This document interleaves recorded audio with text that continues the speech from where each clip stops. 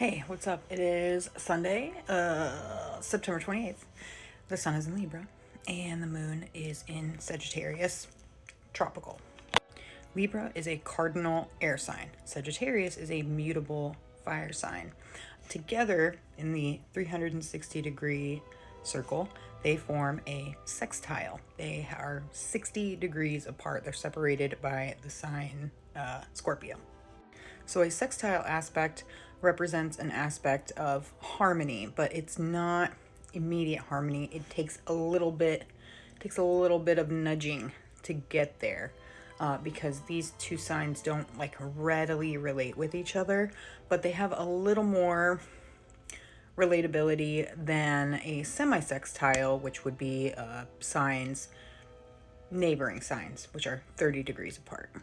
Okay, so Libra, cardinal air, cardinal energy initiates, leads, it gets the ball rolling, whereas air is a symbol of intellect, being social, society, talking, communicating ideas, different things like that. We talked a little bit about Libra in a previous video, and that cardinal air is basically that point, that energetic point, which triggers thinking about more, being more aware than you were originally.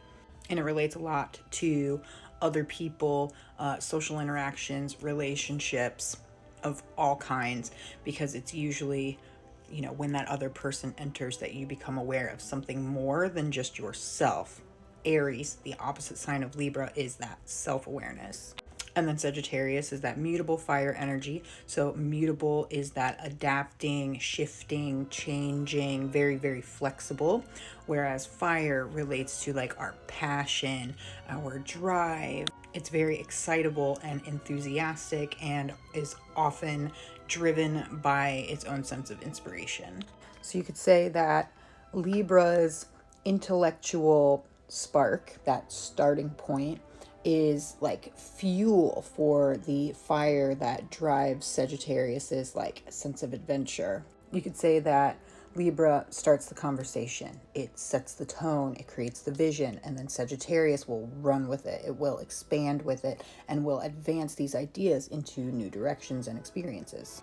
One of the mottos that I absolutely live by is love by the sun, live by the moon. Okay, the moon is our timer. Whenever you hear other astrologers talking about, oh, Mercury's making an aspect to Saturn today, or Jupiter's making an aspect to Mars today, whatever. The thing is we don't really feel those interactions in real time until the moon has interacted with them. The moon is really one of those things that is like driving us.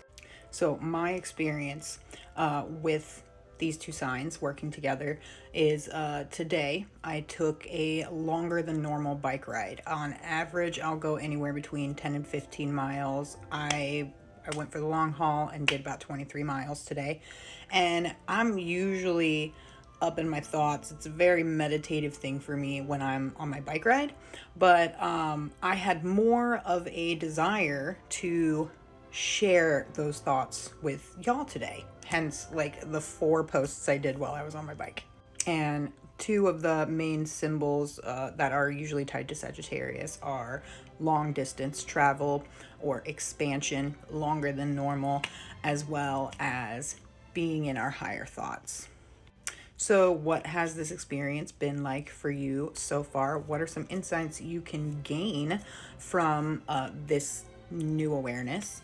And just remember that all of these things that I'm talking about really are creating a full crash course in astrology, because not only am I telling you about the current quality of time, but in that you're learning your elements, you're learning your modes of energy, you're learning your aspects, and you are learning how these signs play in compatibility.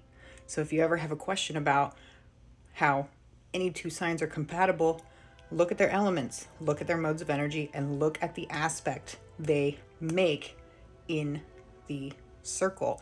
And that will give you all the information you need, and you don't ever have to listen to a pop astrologer try to tell you what's what without actually like knowing why again. All right. Thank you.